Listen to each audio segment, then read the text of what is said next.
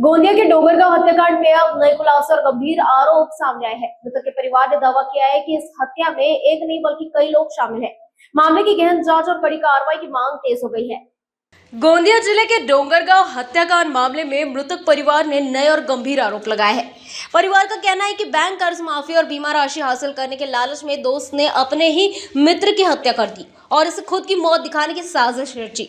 हालांकि गांव में शुरू से ही इस मामले को लेकर संदेह और चर्चाएं थी। मृतक चंद्र कुमार सराटे के परिवार का आरोप है कि हत्या में केवल एक व्यक्ति नहीं बल्कि कई अन्य लोग भी शामिल हैं। इस बीच आमगांव देवरी विधानसभा क्षेत्र के विधायक संजय पुरम ने पीड़ित परिवार से मुलाकात कर सांत्वना दी और मामले की गहन जांच की मांग उठाई। उन्होंने आरोपियों पर एट्रोसिटी कानून के तहत कार्रवाई करने की भी मांग की है। डोंगरगाव येथील रहिवासी चंद्रकुमार सराटे यांचं 8 महिन्यापूर्वीच रेल्वे अपघाताने मृत्यू झाला होता, परंतु येथील असलेला रहिवासी खोटोले यांनी षड्यंत्र करून ज्या पद्धतीनं स्वतः जिवंत राहून मृत्यू दाखवला, परंतु अनेक महिन्यानंतर याचा उलगडा झाला आणि आज माझ्याकडे त्यांच्या कुटुंबातील लोक जेव्हा भेटायला आले त्यावेळेस मला ही सत्यता समजली आणि म्हणून मी आज प्रत्यक्ष मृत सराटे कुटुंबियांना या ठिकाणी भेटायला आलो आहे। त्याला एक वेगळा ड्रामा दाखवणे हे एक वेगळाच प्रकार या ठिकाणी घडलेला आहे आणि त्याच्यामुळे या प्रकरणामध्ये अजून कोण होते याची सुद्धा आपण सखोल चौकशी करावी अशा प्रकारे मी जिल्हा पोलीस अधीक्षक साहेबांना सुद्धा सांगितलेलं आहे।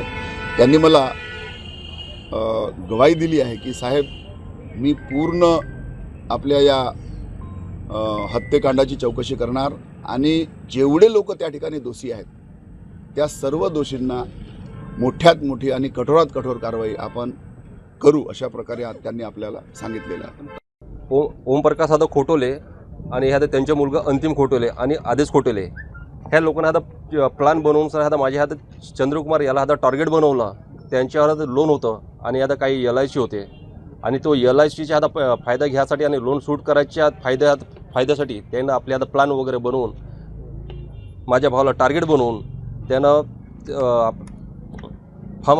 आता पोल्ट्री फार्म हाऊसमध्ये आता घेऊन गेले आणि तिथं आता पोल्ट्री फार्मवरून घेऊन गेले। त्याच्यानंतरमध्ये त्यानं तिथंच आता त्याला मारून रेल्वे पट्टीवर आता नेऊन त्याला झोपवून दिले आणि आपला आता ओळख कळावा म्हणून आपला आता आधार कार्ड ATM कार्ड आणि बरेच आता इतर कागदे वगैरे सोडून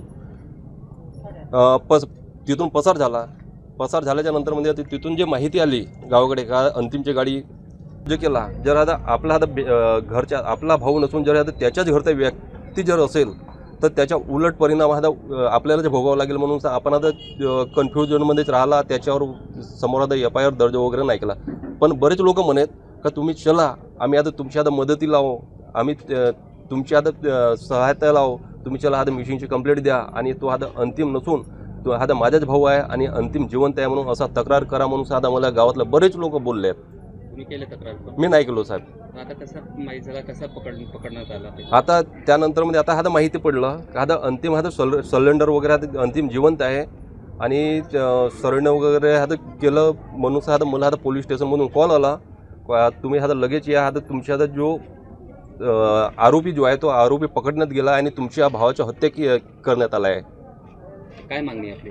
आमची मागणी म्हणजे तेच काय ह्या प्लॅनिंगमध्ये खोटोले परिवाराच्या पूर्ण आता प्लॅन आहे आणि प्लॅनच्या हिशोबानं त्यांच्यासोबत काही इतर जे काही असतील त्यांना अटक करण्यात यावी आणि त्यांच्यावर आता कठोर कारवाई करावी आला असेल। आणि ह्या रॅकेटमध्ये गावकऱ्यांचं असं आहे की सर्व म्हणजे गावकरी चर्चा चालू आहे की याच्यामध्ये एकटा माणूस नसेल, तो अजून सोबती असतील त्याच्यासोबत आणि याच्यामध्ये सखोल चौकशी व्हायला पाहिजेत आणि सराटे परिवाराला चांगला न्याय मिळायला पाहिजेत। गावामध्ये असंतोषचं वातावरण निर्माण झालेलं आहे।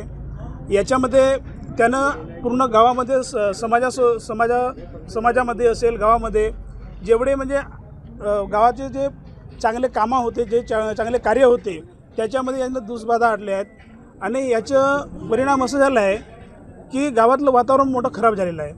सदर व्यक्ती हा नागपूरला पुष्कळ दिवस राहिला आणि नागपूरमध्ये कोणाकोणासोबत राहिला याच्यावर चौकशी व्हायला पाहिजेत. तो कोणाच्या संपर्कामध्ये होता, तो किती दिवस कोणासोबत होता, त्याची कॉल डिटेल निघायला पाहिजेत. घरवाल्याला फोन करत होता का, त्या कॉल डिटेल निघायला पाहिजेत आणि त्या माध्यमातून त्यांच्यावर सर्व म्हणजे पोलीस यंत्रणा कारवाई करायला पाहिजे.